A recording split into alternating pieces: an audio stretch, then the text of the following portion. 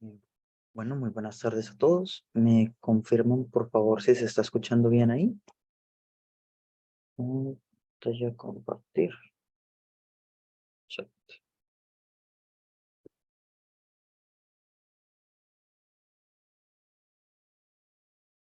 Ok, vale. Espero que se esté escuchando bien. Entonces, muy buenas tardes. El día de hoy les voy a hablar un poquito sobre configuración electrónica de orbitales atómicos. Esta es la tercera clase. Si iban a atender a la asesoría del día de hoy a las 10 de la mañana con el profesor Alexander, él tuvo una pequeña complicación porque se están llevando a cabo los exámenes de admisión en la universidad, ¿sí? Entonces él tiene que cuidar exámenes, así que se hizo una reprogramación. No estoy muy seguro de para cuándo se va a realizar, pero pues estén atentos y así pueden atender a la asesoría del profesor Alexander Santamaría también, sin ningún problema. Bueno, entonces, como les mencionaba, el día de hoy vamos a hablar un poquito sobre configuración electrónica, uno de los temas más importantes en cuanto a temas básicos de química, y pues vamos a ver el por qué. Entonces, pues hasta ahora, en las clases anteriores hemos discutido un poco acerca de la importancia de los componentes del átomo, principalmente enfocándonos en el protón. Y pues es que el protón nos da muchas cosas importantes, como la identidad elemental, es decir, con qué elemento estamos tratando, la masa atómica, ya que la masa del protón es más de 1800 veces mayor que la masa del electrón, y además de eso es altamente responsable de la mayoría de las propiedades periódicas, ¿sí? Pero pues el electrón también tiene un rol muy importante en lo que son las propiedades de los elementos de nuestra tabla periódica. Primero, pues otras propiedades periódicas, como es el caso de la afinidad electrónica o la energía de ionización, pero pues el rol más importante que cumplen los electrones en un elemento es el de formar enlaces químicos, ¿sí? Que esto pues es algo que vamos a ver el día martes de la otra semana, enfocándonos en teoría de enlace. Y pues ya por último, una de las otras propiedades que se determinan para los elementos, gracias a los electrones, son las propiedades magnéticas, las cuales vamos a ver el día de hoy. Entonces, pues primero que nada tenemos que saber cómo entendemos hoy en día los electrones, ¿sí? La teoría actual que se utiliza para comprender el comportamiento de los electrones es el modelo cuántico propuesto por Schrödinger, ¿sí? Pues aquí les presento como la diferencia entre el entendimiento típico que tenemos acerca de los electrones, que son estas partículas de carga negativa que están girando alrededor del núcleo, cuando en realidad un electrón, por el entendimiento que tenemos hoy en día, es una distribución de probabilidad en un espacio alrededor del núcleo. ¿Qué quiere decir esto? Bueno, los electrones van a estar en ciertas zonas, ¿sí? Con una probabilidad definida alrededor del átomo, ¿sí? Y estas zonas van a depender de muchas propiedades. Pero ¿cómo llegó a esta conclusión Schrödinger? Bueno, em, cuando Schrödinger estaba haciendo sus estudios con el átomo de hidrógeno, que es pues el átomo más sencillo que conocemos, él llegó a esta fórmula de aquí. Como podemos ver, es una fórmula bastante complicada que no está completamente desglosada, ya que tendremos otros términos como este término L y este término Y. Y en estos términos, pues en esta ecuación podemos ver que aparecen algunos factores como son N, L, M y otras cosas así, ¿sí? Esta ecuación lo que hace es describirnos cómo están distribuidos los electrones alrededor del átomo de hidrógeno según ciertas constantes. Y pues, ¿qué son estas constantes? Bueno, estas constantes se les llamaron números cuánticos, ¿sí? Los números cuánticos se dividen en cuatro. El primero de ellos es el principal, usualmente denotado por la letra n minúscula. El segundo es el número cuántico angular o azimutal, también se le conoce así, que se denomina con la letra L. El tercero es el número cuántico magnético, que se denomina con su índice L para la letra M, o sea, M sub L. Y por último tenemos el número cuántico de spin, que se denomina M sub S, ¿sí? Y con estos cuatro números cuánticos nosotros podemos entender el comportamiento de los electrones, pero pues ya vamos a ver más a fondo como qué representa cada uno de estos números. El primero de ellos, el número principal, es el que se encarga de representar el nivel energético de estos electrones. ¿Qué quiere decir eso? Bueno, que a medida que aumentamos el número cuántico principal, aumentamos la cantidad de energía que tienen estos electrones y así a su vez también aumentamos el tamaño. Pues el número cuántico principal va desde 1 hasta n. Actualmente pues hemos alcanzado un número cuántico de 7 en los elementos descubiertos a día de hoy. Y pues como una representación más clara aquí, podemos ver que a medida que aumentamos el número cuántico principal, estamos ocupando un mayor espacio alrededor del núcleo, siendo el núcleo aquí representado como la coordenada 0, 0, ¿sí? Y poco a poco va creciendo ese lugar donde puede estar probablemente el electrón, ¿sí? Entonces el número cuántico principal nos representa el nivel energético que a su vez está asociado con el tamaño. El número cuántico angular o secundario o azimutal, como lo encuentren, se refiere al momento angular, pero pues ¿cómo traducimos esto a algo más común? Es a la forma que tienen estos orbitales, ¿sí? Como podemos ver aquí, pues el orbital S, que es el orbital tradicional con el que todos estamos familiarizados, es un orbital esférico, ¿sí? Pero a medida que nosotros vamos cambiando el valor del número cuántico angular o secundario, vemos que van cambiando la forma que tienen estos orbitales, ¿sí? Estos números pues van en forma de n-1, es decir, para un n igual a 1, el número angular solo puede ser n-1, o sea, 0. ¿Sí? Si n fuera igual a 3, por ejemplo, el número cuántico angular puede ocupar cualquiera de los valores por debajo de n-1. Es decir, puede ser 3 menos 1, que es 2, o 2 menos 1, que es 1, o 1 menos 1, que es 0. ¿Sí? Eso ya lo vamos a ver más adelante. Pero bueno, estos números cuánticos angulares se encargan entonces de darnos una forma más o menos definida y van en este orden. Entonces, el número cuántico angular 0 corresponde al orbital S, el 1 corresponde al orbital P, el 2 corresponde al orbital D, y el 3 corresponde al orbital F, y así pues vamos subiendo en el abecedario. ¿Sí? El tercer número cuántico con el que trabajamos es el número cuántico magnético, que básicamente se encarga de decirnos cuál es la configuración espacial de estos orbitales. ¿Qué quiere decir eso? Pues cómo están orientados. Es decir, si están orientados en el plano XY, XZ, YZ, etc. Por ejemplo, pues aquí podemos ver cómo para un orbital P, es decir, para un momento angular, un número de momento angular 1, tenemos tres posibles suborbitales, que son el orbital PX, PY y PZ, y pues cada una de estas letras representan en qué dirección está alineada, ¿sí? Como podemos ver aquí, pues el número cuántico magnético va a ir desde menos L hasta L en números naturales, ¿sí? Entonces, como les mencionaba, para el orbital P, que corresponde a un número angular de 1, tenemos un número magnético de -1, 0 y 1, ¿sí? Y ya por último, tenemos el número cuántico del spin, que pues a una forma muy simplificada, podemos decir que este representa la interacción que tienen los electrones con los campos magnéticos. ¿Cómo así?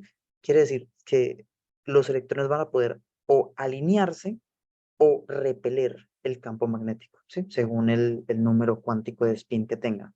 Y este número cuántico de spin siempre tiene dos valores definidos sin importar los otros números cuánticos. Es decir, el número cuántico de spin puede ser más un medio o menos un medio para los electrones sin importar el valor de los otros números cuánticos.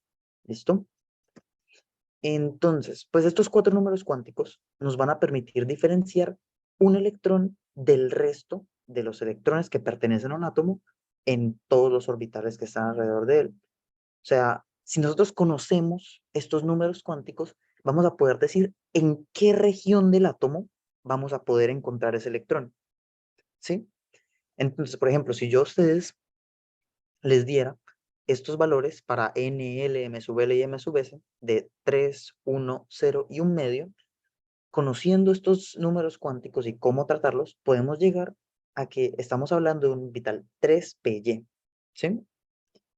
Y pues, a pesar de que esto podrá ser muy bonito así para temas de organización, no es algo muy conveniente que cada vez que nosotros vayamos a hablar de un electrón, tengamos que colocar todos los números cuánticos, ya que pues a medida que aumentamos en el tamaño de nuestro átomo, también aumentamos la cantidad de electrones y pues esto se complica mucho a medida que subimos en la tabla periódica.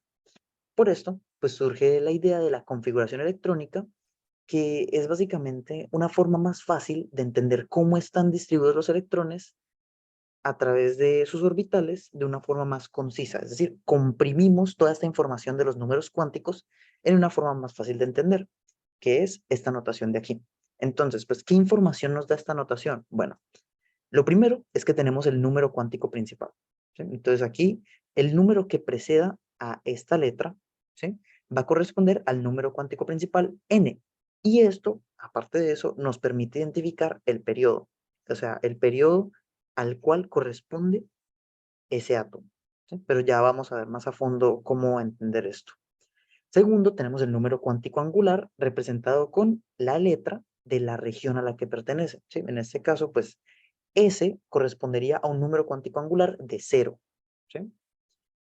Y ya por último, en esta notación para la configuración electrónica, tenemos la cantidad de electrones que hay en este orbital. Y esto nos va a permitir identificar en qué grupo de la tabla periódica se encuentra este elemento que tenga la configuración electrónica. Por ejemplo, la configuración electrónica 1s1, como está planteada aquí, nos muestra que tenemos un electrón con spin más un medio, ¿sí? Ya ahora vamos a ver cómo se llenan estas configuraciones electrónicas así en la notación de flechitas. Y pues esta configuración electrónica corresponde entonces a un elemento del periodo 1 del grupo 1. ¿Qué quiere decir esto? Que estamos hablando del hidrógeno. Y pues ahí, si buscamos el hidrógeno, vamos a ver que está en la región S de la tabla periódica, ¿sí? También algo muy importante fue una conclusión a la que llegó Pauling después de estar estudiando el comportamiento de los electrones, es que dos electrones en un átomo no pueden tener la misma configuración electrónica. ¿Y qué significa esto? Bueno, que si nosotros empezamos a hacer todas las mezclas posibles de números cuánticos en un orbital, si en un suborbital aquí, por ejemplo en el orbital S, solo caben dos electrones. ¿Y por qué dos electrones? Bueno, porque tenemos el electrón con spin hacia arriba, es decir, el que está planteado aquí con una flechita hacia arriba, y tenemos el electrón con el spin hacia abajo. ¿Qué quiere decir hacia arriba y hacia abajo? Bueno, más un medio o menos un medio, ¿sí? Positivo es hacia arriba, negativo es hacia abajo. Es por convención. ¿Listo? Entonces, esto es algo muy importante, que dos electrones no pueden tener la misma configuración electrónica. Y pues aquí vamos a ver cómo llenar un poquito estas configuraciones electrónicas con un ejemplo que es el flúor, ¿sí? El flúor, como ya sabemos por la tabla periódica, tiene un número atómico de 9 y lo que hacemos es llenar su configuración electrónica. En este caso, pues llegamos a esta estructura de 1s2, 2s2, 2p5, ¿sí? Bueno, Esta, esta estructura de aquí que tenemos planteada como la configuración electrónica, también la podemos traducir a una configuración de flechitas para ver cada uno de los electrones individualmente distribuidos a través del, del átomo, ¿sí?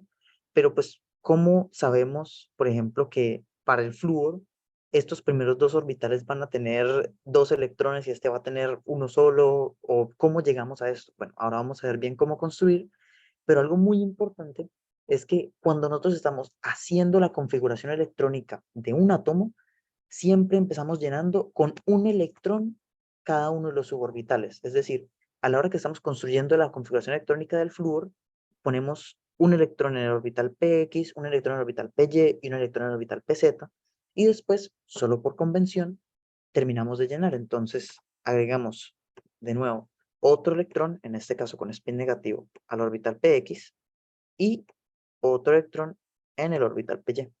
Y así, si nosotros sumamos los electrones totales que tiene el flúor, en este caso pues 2 más 2 más 5, deberíamos llegar a el mismo número del número atómico. Sí, en este caso pues 2 más 2 más 5 es 9, y como estamos proponiendo la configuración electrónica para un flúor en estado basal, es decir, sin cargas extra, su número de electrones es igual a su número de protones, ¿sí?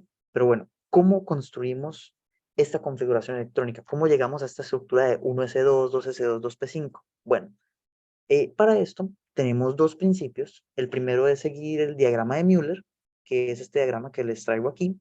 Realmente no es necesario memorizarlo, pero pues ya vamos a ver cómo entenderlo más fácilmente, ¿sí? Pero básicamente el diagrama de Müller lo que hace es indicarnos cómo, en qué orden se deben llenar los orbitales, ¿sí?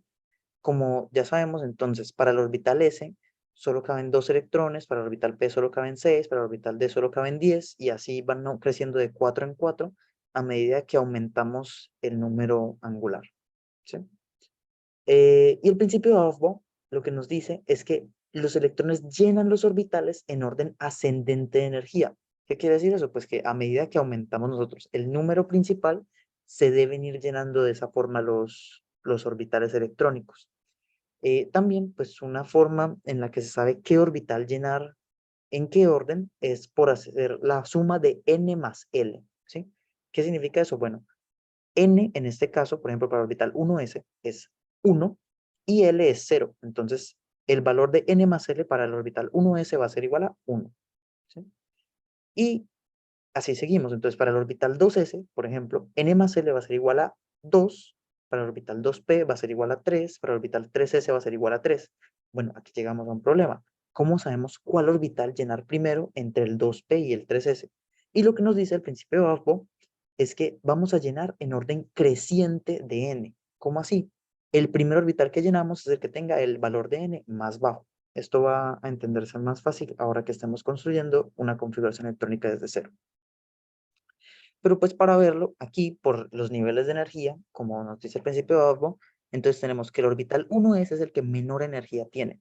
El orbital 2s tiene mayor energía que él, y así poco a poco van creciendo en energía, como está construido en el diagrama de Müller. Pero pues personalmente, la forma más fácil que me parece a mí de entender cómo construir una configuración electrónica es seguir la estructura de la tabla periódica. Entonces, el primer orbital que vamos a llenar va a ser el 1s2 porque corresponde a los dos primeros elementos de la tabla periódica. Luego sigue el 2s2, el 2p6, el 3s2, 3p6, 4s2, 3d10, 3p6, 4p6 y así, ¿sí? O sea, lo que hacemos es llenar en orden que crecemos en la tabla periódica, ¿sí?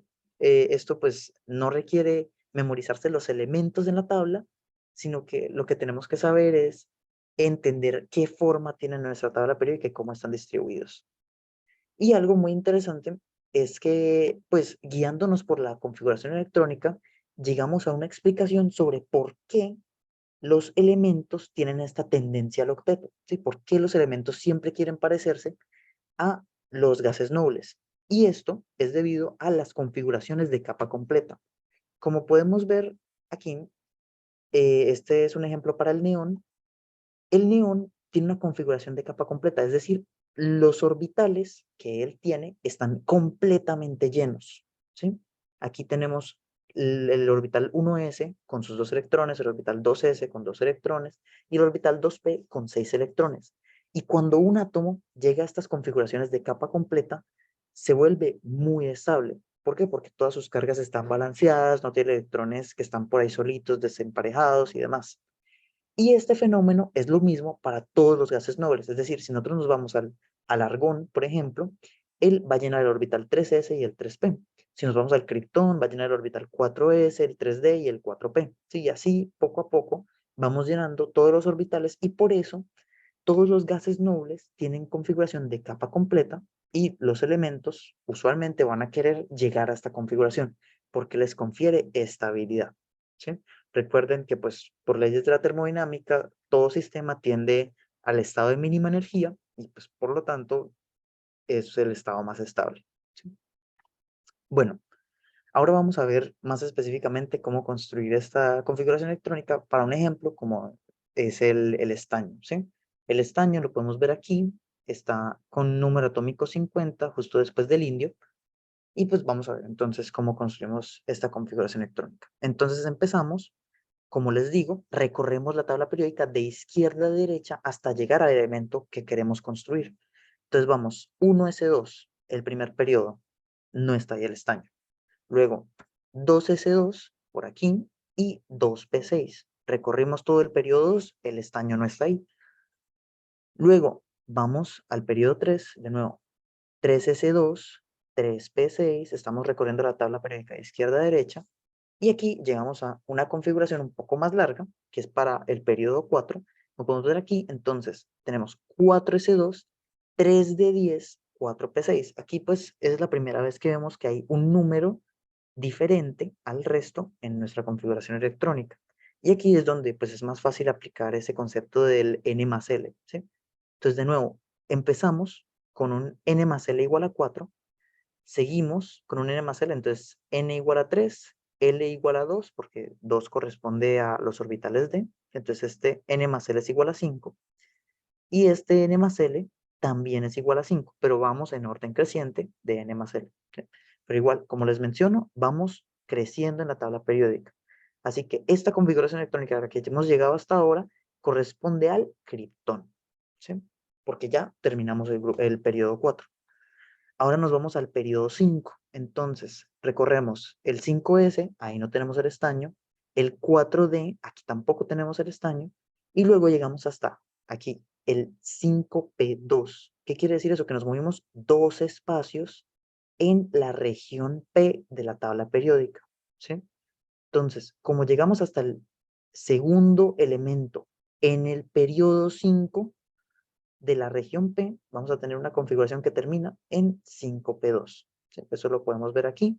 Esta es la configuración electrónica completa para el átomo de estaño. Algo que se suele hacer mucho y pues es incluso más útil porque con la configuración electrónica lo que buscamos es resumir toda esta información de los electrones, es hasta aquí toda esta configuración electrónica, como les mencioné, corresponde exactamente a la configuración electrónica del criptón, ¿sí? Entonces, a veces, ustedes cuando vayan a buscar configuraciones electrónicas, van a ver que no les aparece la configuración electrónica completa, sino que les aparece entre corchetes criptón, por ejemplo, y luego la configuración electrónica del último nivel energético, ¿sí? Entonces, eso sería una forma equivalente de escribir todo esto para el estaño, ¿sí? Eh, Algo pues aquí también importante es que entonces, como les mencionaba, con esta información del último nivel, es decir, el número más alto del S al final de nuestra configuración electrónica, a partir de ahí vamos a encontrar información muy importante. Por ejemplo, primero que nada, el periodo. Entonces, para nuestro mayor número, ¿sí? Nuestro mayor coeficiente, nuestro mayor número cuántico principal, nos representa el periodo en la tabla periódica en el cual estamos ubicados. En este caso, pues si vemos el estaño, está en el periodo número 5, que corresponde con este 5 que tenemos aquí. Además de esto, también tenemos la región en la cual va a estar ubicado este elemento, la región P, y si sumamos todos los electrones de nuestro máximo nivel energético, vamos a llegar a el grupo en el que está ubicado el elemento. En este caso, 2 más 2 más 10 nos da el grupo 14, que corresponde al grupo en el cual está ubicado el estaño. No sé si eso quedó claro. Me pueden comentar en el chat.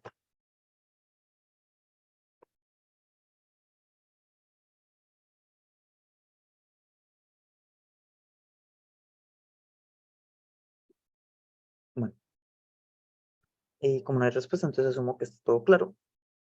Y vamos a hacer otro ejemplo, en este caso no con un átomo en su estado basal, sino que vamos a ver qué pasa cuando, por ejemplo, en este caso tenemos un anión, ¿sí? Que le estamos aportando 2 electrones más de los que usualmente tendría. Entonces hacemos la misma construcción, igual recorriendo la tabla periódica, 1s2, 2s2, 2p6, y como vemos aquí, el azufre está en el periodo 3, entonces vamos a llegar hasta una configuración 3s2. Luego, 4 átomos hacia la derecha, en el grupo P, llegamos a 3p4. Eso sería la configuración electrónica para el azufre en su estado basal. Pero ¿qué pasa aquí? Tiene 2 cargas negativas. ¿Qué significa que tenga 2 cargas negativas? Que no va a ser su configuración estándar, sino que tenemos que agregarle 2 electrones más, ¿sí? Aquí como podemos ver, entonces pasamos de una configuración 3p4 a una configuración 3p6, y esto pues corresponde exactamente con la configuración del argón, y pues usualmente cuando ustedes encuentren el azufre formando enlaces, va a estar en esta forma 2 menos. ¿Por qué? Porque es la forma que más estabilidad le confiere, porque se parece a la configuración electrónica del argón, que es el gas noble más cercano a él, ¿sí? Entonces, bueno, vamos a ver que los electrones, pues esta configuración electrónica, no solo nos da información acerca de cómo están distribuidos, sino también nos permite saber de qué forma se va a comportar nuestro elemento cuando lo expongamos a un campo magnético. En este caso, pues hay 2 conceptos esenciales que hay que entender. El primero es el paramagnetismo, que es la capacidad que tiene un elemento de sentir bien sea atracción o repulsión por los campos magnéticos. gracias a sus electrones desapareados. Y el diamagnetismo es cuando no ocurre esto, es decir, cuando no hay una interacción o hay muy baja interacción con los campos magnéticos porque tienen los spins apareados. Pero pues, ¿a qué se refiere esto de spins apareados? Bueno, como podemos ver aquí, hay dos formas en las que pueden estar los electrones, bien sea juntos en una pareja, ¿sí? De spin positivo y spin negativo, o solos con spin positivo, ¿sí? También sería posible encontrarlos aislados con spin negativo, pero por convención, cuando estamos llenando configuraciones electrónicas, empezamos con spins positivos, ¿sí? Entonces, si seguimos estos conceptos, vamos a ver que, por ejemplo, el hierro va a ser paramagnético, y esto lo podemos evidenciar en el día a día porque pues, el hierro es fácilmente atraíble con imanes, porque tiene estos cuatro electrones aquí que no están juntos con otro electrón, ¿sí? Estos electrones están desapareados, es decir, tienen spins desapareados, y por lo tanto estos cuatro electrones pueden interactuar con los campos magnéticos y pues provocar que haya desplazamientos. Sucede lo mismo con el cobalto, con el níquel, pero, por ejemplo, en este caso con el cobre, hay una situación diferente, ¿sí? Si nosotros analizamos un átomo aislado de cobre, lo que vemos es que tiene un electrón desapareado y por lo tanto asumiríamos que este va a ser un átomo paramagnético. Y pues, si analizamos el átomo únicamente, sí lo es un elemento paramagnético. Sin embargo, pues cuando nosotros nos vamos a analizar el cobre metálico al que todos tenemos acceso, este realmente es diamagnético, es decir, no, o sea, los campos magnéticos no le generan ni atracción ni repulsión. Y esto pues ya es por fenómenos del enlace metálico, como lo habíamos discutido en la primera clase, y es que este electrón, por no estar en el nivel más alto, tiene una facilidad para simplemente distribuirse a través de toda la estructura del metal del cobre y por lo tanto pues se estabiliza y se aparea con otros electrones. ¿Sí? Ya por último, pues tenemos el caso del zinc, que este siempre es diamagnético, no importa si está en forma atómica o en forma metálica, y es porque todos sus electrones están juntos con otro electrón del spin contrario. ¿Sí? Bueno, pues hay ciertas excepciones a la regla de cómo llenar esto. Si se dieron cuenta, pues íbamos llenando todo el tiempo de menor a mayor, pero hay ciertos elementos que tienen un cambio en su configuración electrónica para conferirles mayor estabilidad. Y más específicamente, estos elementos son los elementos de los metales de transición, es decir, los del grupo D. Y estos tienen una facilidad para transferir electrones desde su orbital S más alto al orbital D más alto, ¿sí? ¿Cómo es este caso? Pues como vimos aquí con el cobre, ¿sí? Usualmente, si siguiéramos las reglas básicas de configuración electrónica, tendríamos que el cobre tendría 2 electrones en su orbital 4s y 9 electrones en su orbital 3d. Sin embargo, pues como podemos ver, la configuración electrónica estándar es 3d10, 4s1. Así que él envió un electrón de su orbital 4s a su orbital 3d. ¿Por qué? Porque eso le confiere mayor estabilidad. Es decir, si nosotros nos vamos a los cálculos fundamentales de energía para conocer el sistema, específicamente el cobre tiene esta facilidad. Esto no ocurre únicamente con el cobre, pues también tenemos el caso del cromo. El cromo tiene esta facilidad, pero por ejemplo el tungsteno, que está en el mismo grupo que el cobre, de que el cromo, no sufre de este fenómeno, ¿sí? Entonces es algo que dependerá mucho de cada átomo cómo se comporta, ¿sí? Y no solo el átomo, sino también de su ambiente químico.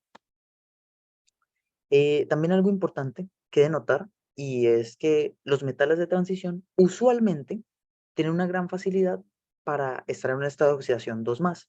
¿Y esto por qué es? Es porque pueden perder muy fácilmente, es decir, pueden entregar los electrones del orbital S, ¿sí? O sea, por ejemplo, el cromo tiene mucha facilidad para entregar sus electrones 4s, el molibdeno para entregar sus electrones 5s y así formar enlaces con otros elementos, ¿sí?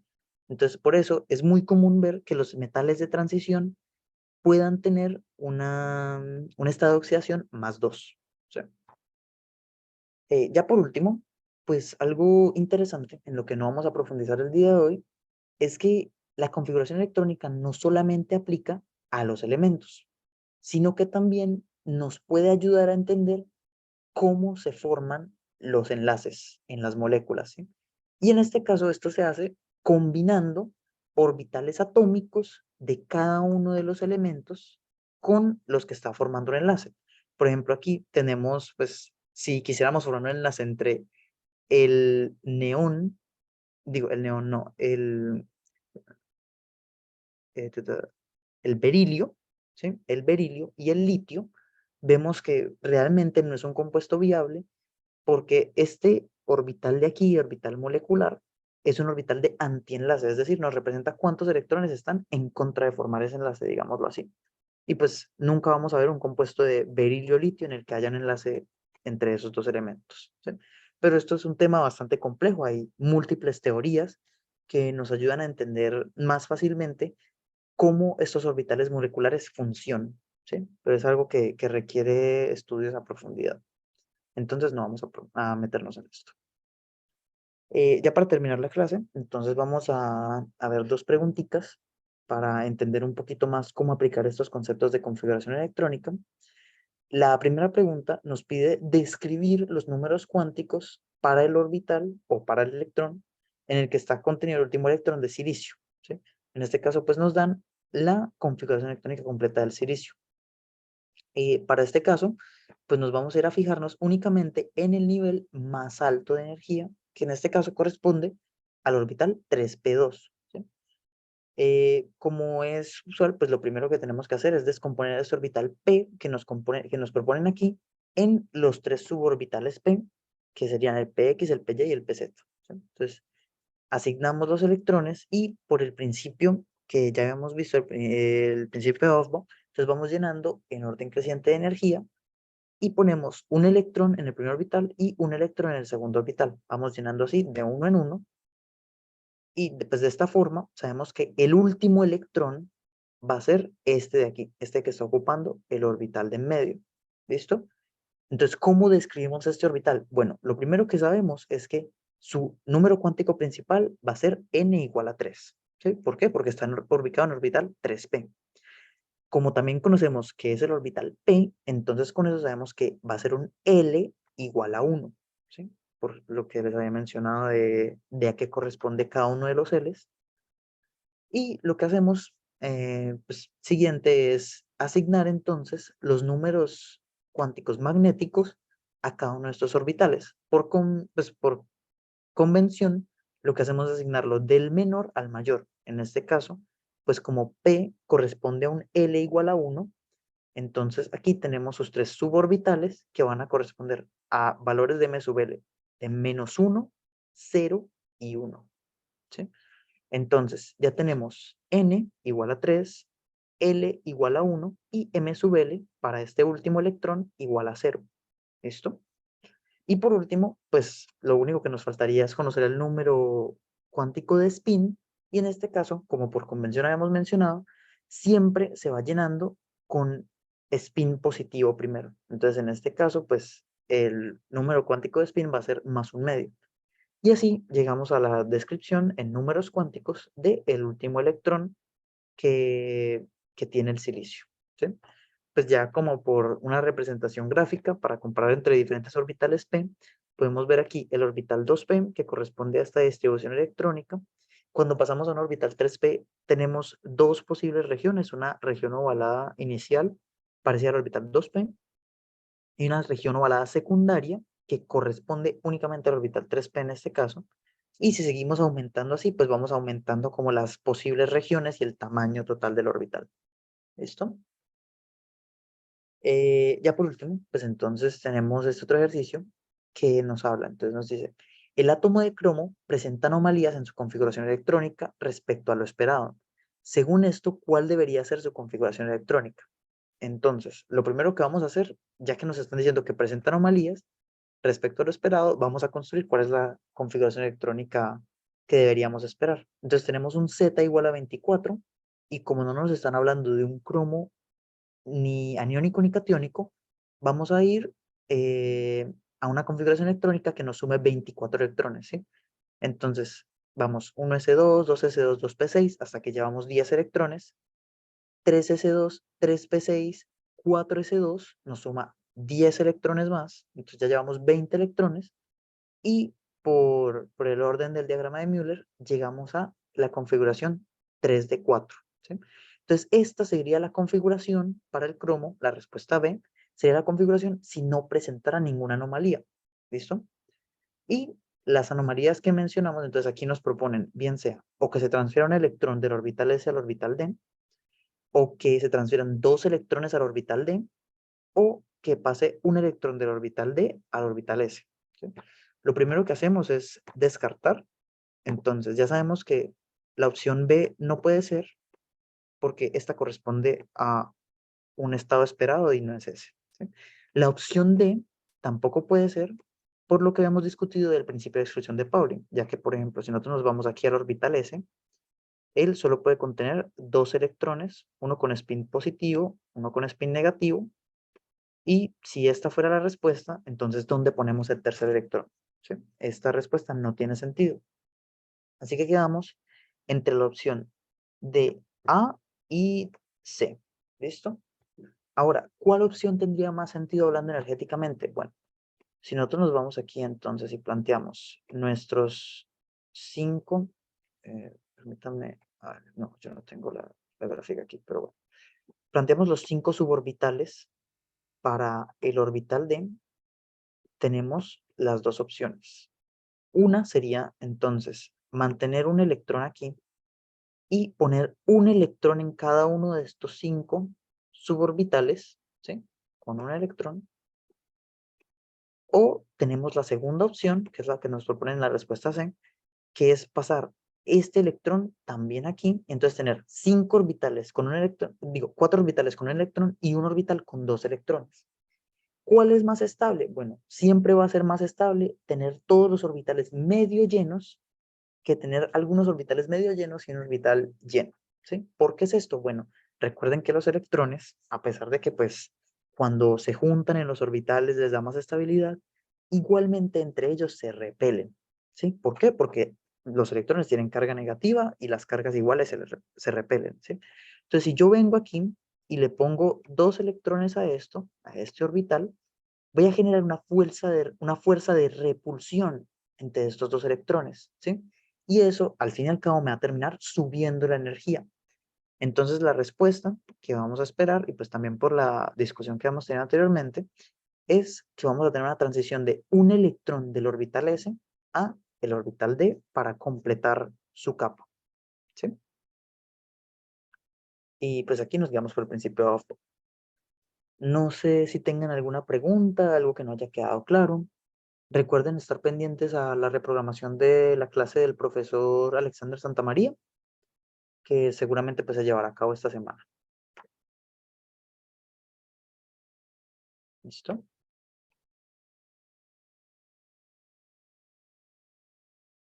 Mm, bueno,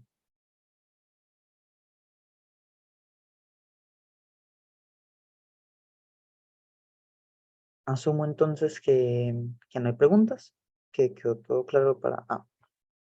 ¿Por qué es la A y no la C? Bueno, Eduardo, permíteme entonces.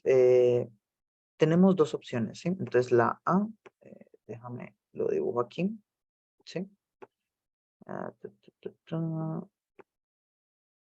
Es que con el portátil esto es un poquito complejo, pero bueno. La Entonces, aquí nos vamos a fijar únicamente en el nivel más alto, ¿sí? Porque, pues, si nos damos cuenta, todas las configuraciones electrónicas comparten de aquí para atrás, ¿sí? Entonces, tenemos el orbital 4s, ¿sí? Y tenemos el orbital 3d, ¿listo? Y voy a dibujarlos aquí abajo también. Pam, pam, pam.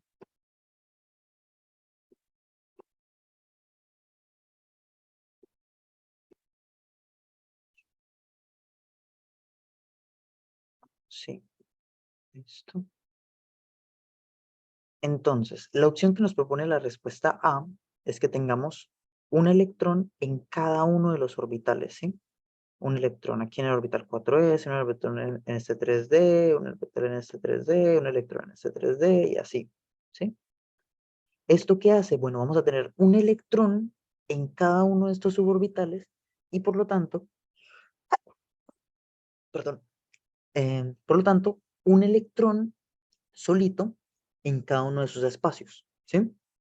Mientras que, por ejemplo, si nos vamos a la configuración C, entonces aquí lo que vamos a hacer es que vamos a tener un electrón en cada uno de estos orbitales D, ¿sí? Y luego tenemos que distribuir otro electrón en alguno de estos orbitales. Por convención, entonces lo hacemos en el primero, ¿sí? Entonces, primero que nada, como ya habíamos visto en el diagrama anteriormente, en el diagrama de energías, el orbital 3D, ¿sí? Tiene más energía que el orbital 4S, ¿sí? Así que mover un electrón desde aquí hasta aquí, o sea, un electrón más, nos costaría más energía para el sistema. O sea, el sistema tendría más energía y por lo tanto sería más inestable, ¿sí? Entonces, en general, este sistema tiene más energía, ¿sí? Y aparte de tener más energía, solo porque los electrones están en orbitales más altos, ¿sí?